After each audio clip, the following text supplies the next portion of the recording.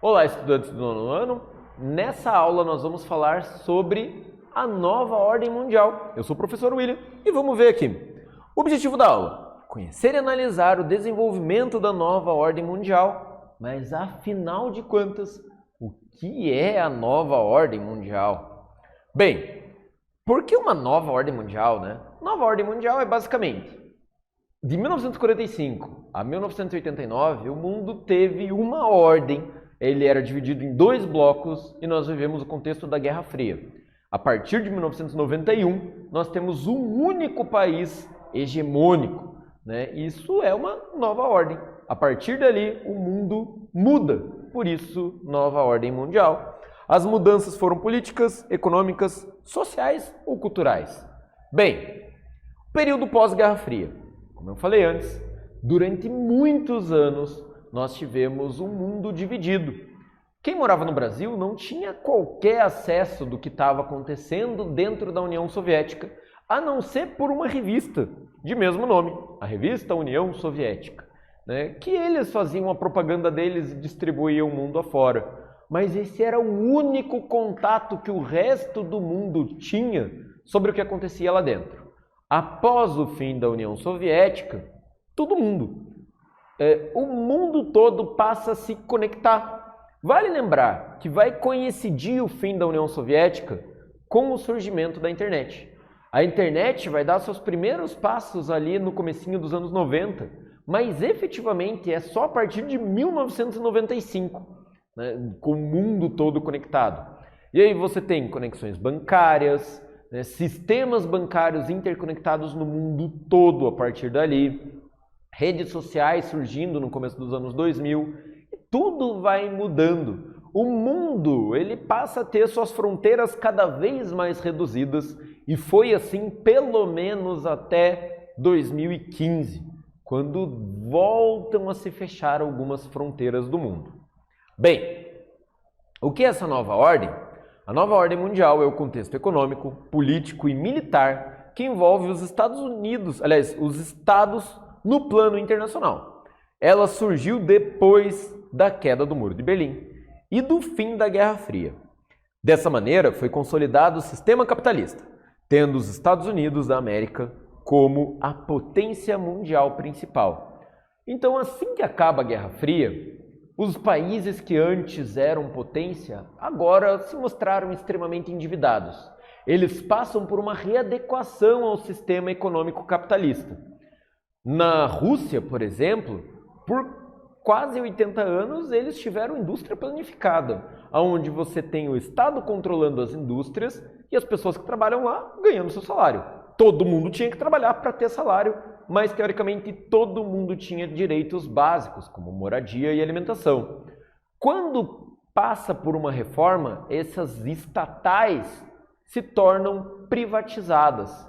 E dentro do sistema capitalista existem hierarquias de trabalho, coisa que eles não eram acostumados a ter. Uma crise gigantesca acaba acontecendo em países como Rússia, Ucrânia, Belarus, né? A República Tcheca não, a Moldávia, enfim, vários países que passaram por reformas no pós-fim da União Soviética. Bem, acordos militares. Essa dali é a bandeira da tão famosa OTAN, que ultimamente se tornou pauta nos noticiários. Depois desses dois fatores históricos, o mundo adquiriu uma nova configuração política. O capitalismo e a soberania dos Estados Unidos tomou o mundo todo, exceto Cuba, China e Coreia do Norte. E a OTAN, que surgiu lá na Guerra Fria como um tratado militar, se tornou o maior tratado militar do mundo.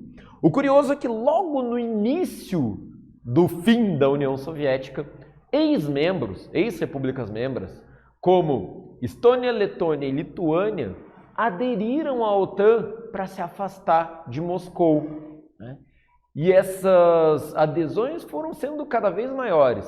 Ex-membros da Iugoslávia também aderiram à OTAN, e aí as tensões começaram a crescer recentemente com uma possível adesão da Ucrânia.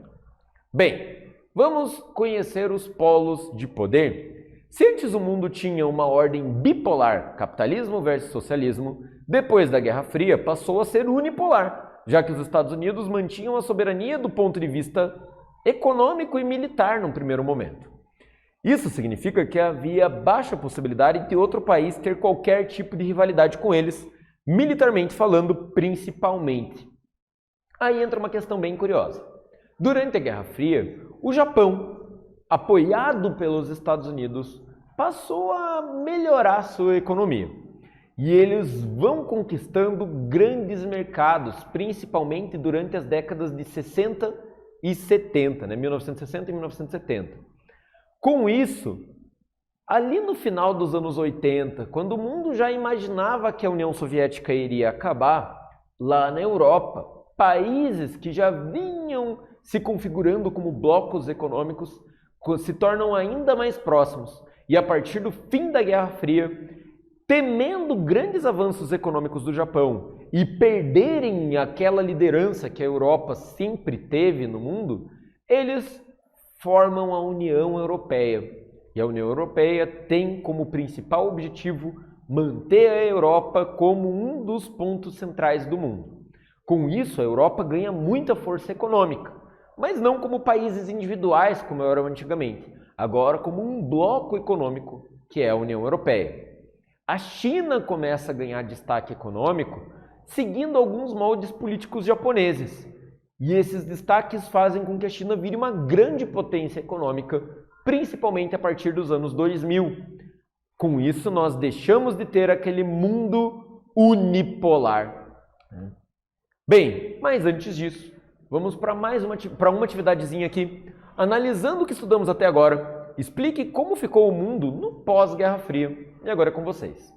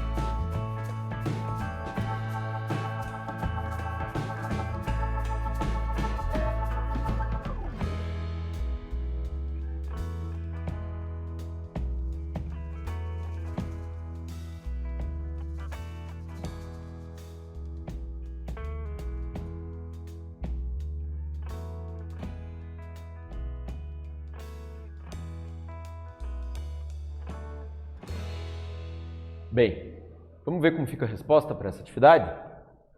Depois da Guerra Fria, o mundo passou a ser unipolar, já que os Estados Unidos mantinham a soberania do ponto de vista militar, principalmente.